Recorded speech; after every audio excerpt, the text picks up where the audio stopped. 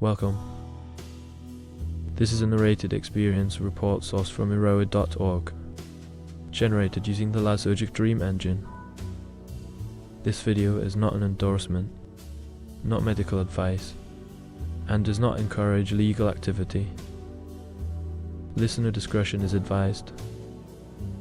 My friends became demons. A cannabis trip report. This experience was submitted under the username Cannabis. Reported age, not given. Reported gender, male. I've never been a huge smoker, but certainly had enough smoking experience to dispel any novice status. So when my friend got hold of a quarter ounce of what was described as top grade skunk, I was more than willing to help him burn it up. So, 4 of us go along to a nearby park on the way home from college and begin to smoke. At the time I had been on a bit of a health kick, so I hadn't smoked for a few months, and I remember the first toke hit me like a slap to the brain. I can distinctly remember thinking that this dope was obviously strong, but I wasn't aware of just how powerful it was until we got up to leave the park to go to my mate's house, which was about 10 minutes walk away. The act of standing up took an almighty effort, and as we walked it felt as if our feet were set in concrete. At this point, we were all stoned to about the same degree, and this shared sense of intoxication soon resulted in the 4 of us laughing feverishly at any random object that passed by. An old man walking a small dog with curiously oversized testicles produced a particularly strong reaction. So after taking 20 minutes to complete a 10-minute journey, we reached my friend's house and continued to blaze the weed. Once inside, I remember feeling more sober than I had done outside. I had a stoned sensation, but felt more or less normal. My mate decides to put on some odd trippy music, the kind almost designed to induce paranoia during a smoking session. Lots of fast stereo panning and spatial sound effects. At this point I was finishing up a spliff, when all of a sudden while talking I heard a crackle sound. I was certain it was the sound of an errant seed which had managed to find its way into the spliff, popping as I smoked it, and I'd always heard you should under no circumstances smoke seeds, which made me a little worried. As I finished the spliff I felt something akin to an adrenaline rush.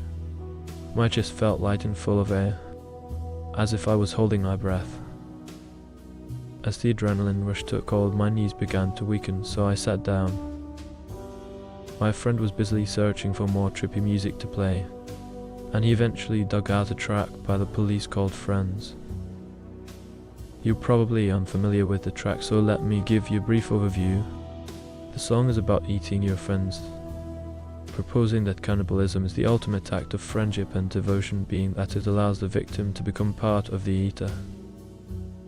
Pretty grisly, huh? The vocals are pitched down to make the singer sound monstrous and unhuman. Again, this isn't the sort of thing I would choose to smoke to, but my mate had a bit of a sadistic streak to him, which perhaps explains his choice of sonic accompaniment. Just before the song comes on, another friend who previously heard the track and thought it was a bit dodgy turns to me and says, "Prepare to be afraid." His way of warning me about the track that's about to be played and the fact that it's a bit freaky. However, being stoned and a little worried by the whole seed in my joint thing, I misinterpret his warning as sounding more like a threat, as he fixed me with a red-eyed stare and drawled the warning, "Prepare to be afraid." As soon as I heard the warning, I felt my heart quicken. Then the song begins, with weird slowed down guitars and the line, "You know I used to eat my friends," sung in this creepy pitch down voice. As soon as I heard this, it was as if something clicked, and the situation became terrifying. I felt completely alone, panicking and confused. I knew that my friends had lured me here so they could sacrifice me by eating me alive. They seemed to be looking at me as if they knew I was onto them, and I remember thinking that their faces were taking on unusual characteristics, as if the weed had allowed me to see through the masks they wore, revealing their true intentions. I got up and demanded to leave, but being stoned, they weren't interested. I of course took this to mean that they weren't going to let me leave, so I got up and began to walk out. One of my friends said he'd come with me. This luckily was probably the guy I trusted the most. So we went outside, and I got some fresh air. All the while I still believed that my friends were some sort of witches. I remember that I thought of them as witches even though they were all male who wanted to kill me. But as I got more fresh air I began to calm down a little. I was shaking, but I felt calm enough to go back to the house and get the things I'd left there. When we got back to the house, my other friend was just about ready to leave, and I felt this tremendous mixture of embarrassment at the way I behaved, and certainty that I had lost my mind. I still had to get home, which involved a couple of train journeys and a 5-mile walk. One of my friends also had to catch a train, and I remember praying that my train would come first as I really didn't want to be left alone. Unfortunately for me, his train arrived just as we got to the station, so I was left on a packed platform, still in the grip of the paranoia. I felt as if the other passengers were eyeing me warily as they passed by.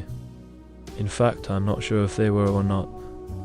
Was this another delusion, or were they really giving me funny looks? After all, I was probably acting a little strangely, so this uncertainty just fueled my sense of paranoia. I eventually managed to get home, with the paranoia slowly wearing off after a couple of hours or so. Whilst walking home I was still suffering from oral hallucinations, but strangely, as soon as I heard something I knew it was the weed and not anything more serious.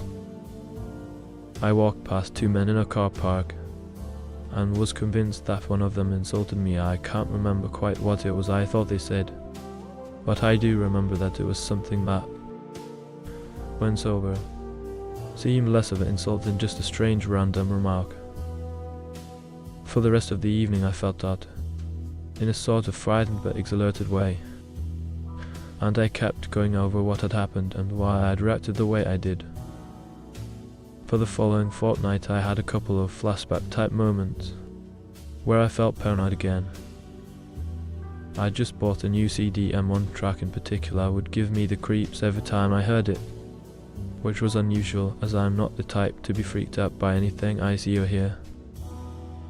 Since then, I have smoked on countless occasions and only felt mild anxiety once or twice, and I have certainly never experienced paranoia like I did before. In a way, I'd say the experience was beneficial to me in that it gave me an insight on what it is like to be truly terrified. Even though this might seem like an experience you would want to avoid, I feel that I learned from it. After this experience, I was always more aware of how drugs could dramatically alter my perceptions, and I became more careful with the way I used drugs. Now I only smoke or take pills when I am feeling totally relaxed and comfortable in an environment, and even when in the few instances when I haven't adhered to this rule, I have never had a repeat experience. I am not sure if it was due to the seed in the spliff or whether that would even present a problem at all, or the trippy music, or just that I was unused to weed of that potency. Maybe I was uncomfortable or just not in the right frame of mind for smoking that day. Who knows? Perhaps it was just one of those freak occurrences. After the event, the kid whose weed it was who was more of a regular smoker than I was said that even he was finding it pretty strong stuff. Whatever caused it, I'm sort of glad it happened. It was an experience I'll never forget. I hope you found this experience report informative and enjoyable. Thank you for listening.